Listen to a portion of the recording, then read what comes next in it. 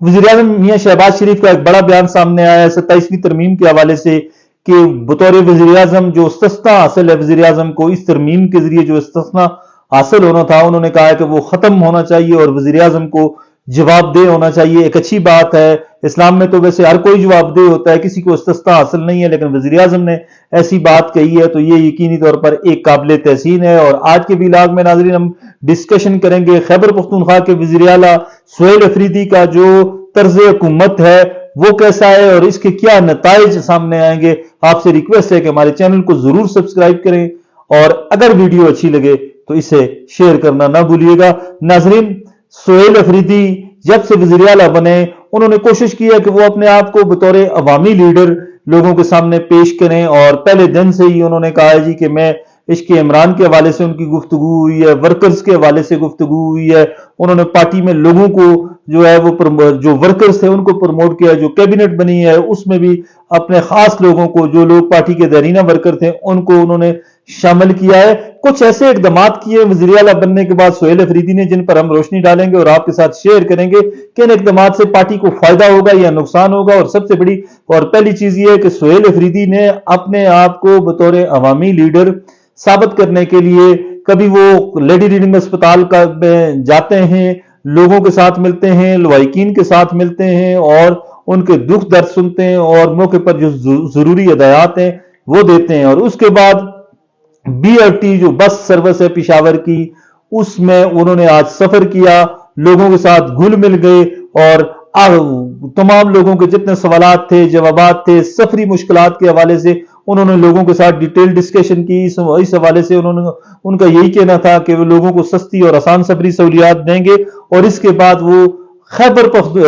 कारखानों मार्केट, पेशावर की मशहूर जमाना मार्केट जो है जिसे कारखानों मार्केट कहते हैं, वहां गए और वहां पर हजारों लोगों में वो घुल मिल गए। सारे प्रोटोकॉल को, सारी चीजों को छोड़कर उन्होंने एक साइड पर रखा और बड़ी तादाद में लोगों में वो घुल मिल गए, लोगों के सवालात का जवाब दिए, उनके मसाइल हल करने की यकीन दहानी कराई। और क्राउड बड़ा एंथुसियास्टिक था और क्राउड ने बड़ी चॉन्टिंग की, नारेबाजी की और इस तरह का एक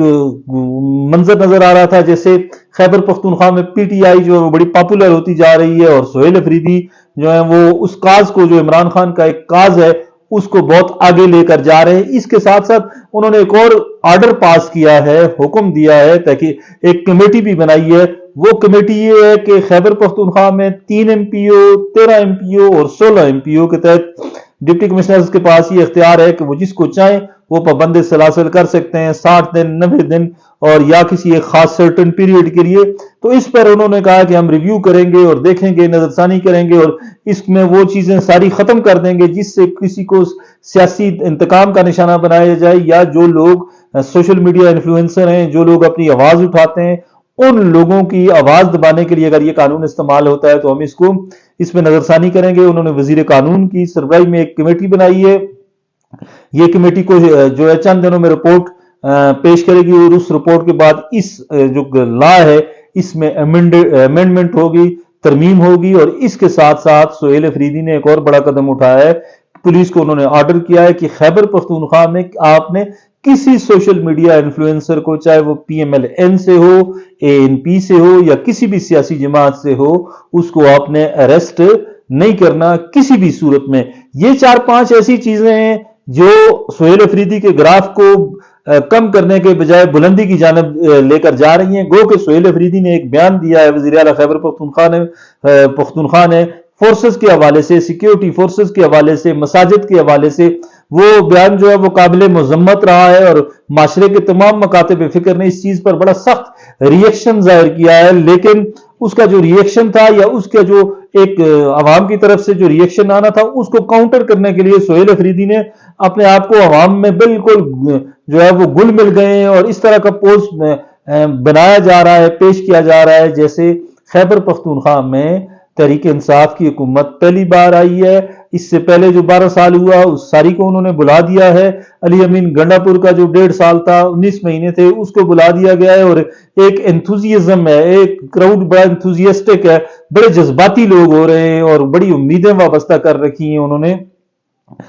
सुहेल अफरीदी जहां भी जाते हैं वो वर्कर्स से मिलते हैं, क्राउड से मिलते हैं, वो ڈیالہ جیل گئے ہیں، گو کہ ان کی عمران خان سے ابھی تک ملاقات نہیں ہو سکی، لیکن وہ وہاں پر جاتے ہیں، بیٹھتے ہیں، اسلام آباد میں ورکر سے ملے، نیشنل اسمبلی گئے، سپریم کورٹ تک انہوں نے وہ گئے ہیں، اسلام آباد ہائی کورٹ گئے، وہ کوشش کر رہے ہیں۔ ایک یہ بات طے ہے، یہ بات یقینی ہے، اس میں کوئی دو رائے نہیں ہونی چاہیے کہ علی امین خان گنڈا پور کے دور میں پاکستان تحریک انصاف خیبر پختونخوا میں ڈیڈ لیول پر آ گئی تھی، اور اب یہ ڈیڈ لیول ختم ہو کر مقبولیت کے حوالے سے اس کی بلندیوں تک کو چھو رہی ہے، اور ساتھ ساتھ پارٹی میں بہت زیادہ جو ہے وہ